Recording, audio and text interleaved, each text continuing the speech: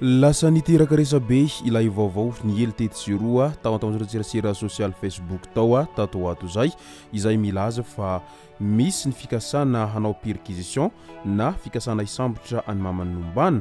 ka nandiso an'izay fanambarana izay nefa ny ministry ny fitsarana ramatoa Fanirisoa Ernaivo fa tsy misy an'izany rehetra voalaza izany araky ny nambarany ka ny pisipitsony mahakasika an'izay ny fakafakena amintsika atao anatin'ity vidéo ity ka manasantsika rehetra anaraka an'ity vidéo ity hatramin'ny farany.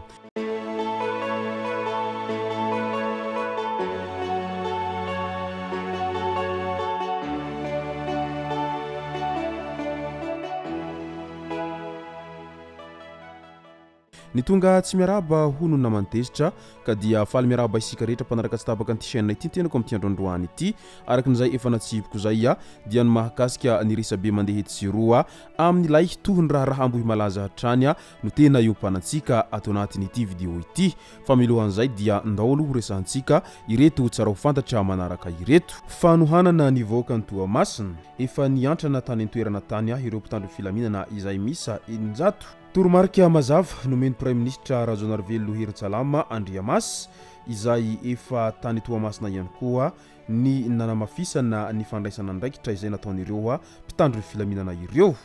Nanambara ny Premier Ministre fa asa telo lehibe no mifanaraka amin'ny fepetra izay napetraky ny filohan'ny fanavaozan'ny Republikan'i Madagasikara no laharam-pahamehana izay antondian'izy ireo.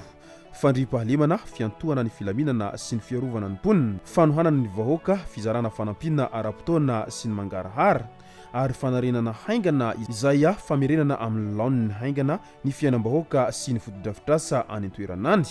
Tsara ho marina fa tena nandravarava ny rivodoza genzany tany Toamasina tany ary maro ireo fianakaviana traboina taorian'izay fandalovany rivodoza tany Toamasina izay ary hatramin'izao fotoana izao moa dia mbola mitondra takahitra foana izany tanàna Toamasina sy ireo vahoaka any Toamasina izay noho ny fandalovany izay rivodoza genzany tany an-toerana izay tena nandravarava mafy ary namotika zavatra maro tany an-toerana tany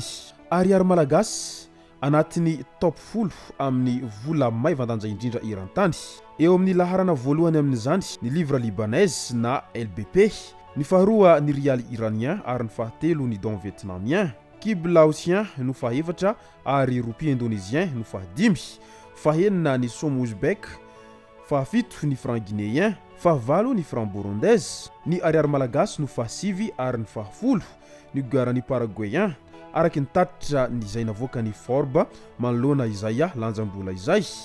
Ny dollar amerikanina izay isany be mpanakalo eo amin'ny sehatr'iraisany pirenena dia tafiakatra 5,700 faingo 10 ariary amin'izao fotoana izao izay azo lazaina fa tsy mitsahatra miakatra ihany koa ny lanjan'ny dolara raha hoarina amin'ny ariary. Raha izany taham-panakalozam-bola izay navoaka ny banky foibeny Madagasikara izany dia tena maivandanja araka izany ny ariary amin'izao ankehitriny izao ka mila tokony jerena kaiky izany no manoloana ity resaka ariary ity sy ny hoavy ny ariary malagasy fa toa tsy mitsahatra mitotonga anatrany ny lanjany ariary efatra amin'ila ka mandraky tiany androany. Tondrozotra fanavaozana indray tsy mitovy tamin'ny 7 hoy ministra hanitra Razafy fa tondrozotra ny fanavaozana hamahany olana eo amin'ny sehatra rehetra sy hanatanterahana ny fikondohan'ny pirenena raha nanambarany ministry mpanjakana misahana ny fanavaozana maître hanitra Razafy tamin'iny herinandro lasa teo iny. Ny malagasy samy malagasy no mandrafitra io tondrozotra io ka ny comité de pilotage eo anivon'ny fiadidiana ny fanavaozan'ny republika no hanapa-kevitra farany amin'ny fankatoavana izany mialohana ampiarana azy ho iatrany ny nambarany. Ny filohan'ny fanavaozan'ny republika kosa no hampafantatra amin'ny fomba ofisialy ny antsipiriny izay voarakitra ao anatin'io tondrozotra io sy anao sonia izany ihany koa araky ny voalazany hatrany.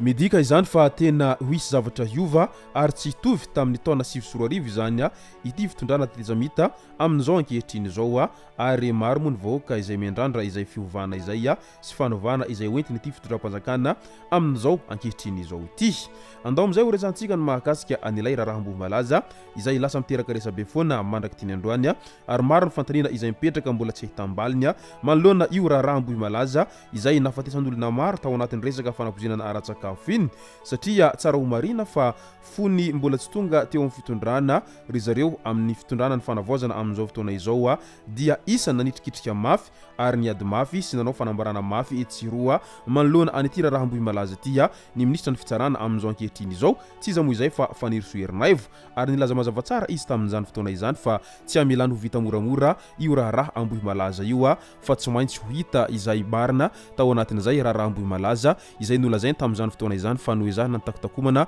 fa misy olona ambony ao ambadika an'ireny raha ambohy malaza ireny ho inona ambarany resaka botelisme de guerre no nambarany tamin'izay fotoana izay no nahatonga an'ilay resaka fanapozinana teny ambohy malaza iny ka nahafatesan'olona marobe ka tokony tsy ho afabela araka izany ireo tompona andraikitra tao anatin'izay fanapozinana ara-tsakafo zay satria fanapozinana izay ninana natao araka ny video izay niparitaka tamin'izany fotoana izany fa amin'izao fotoana izao nefa dia efa tafiditra eo amin'ny fitondrana izy ireo ary tokony hanohy an'izay raha ambohy malaza sy ny fanadihadiana mahakasika an'izany satria maro ny voaka malagasy izay miandrandra an'izay tena vaovao marina sy valiny mahafapo manoloana aniny raha ambohy malaza izay nahafatesan'olona maro dia maro iny nandeha be moa ny resaka mahakasika any mamanombana izay misy milaza sy manelon-tsaho fa misy ny fikasana hanao perquisition na fikasana Fisamborana any mamanombana manoloana an'ity raha ambohy malaza ity hatrany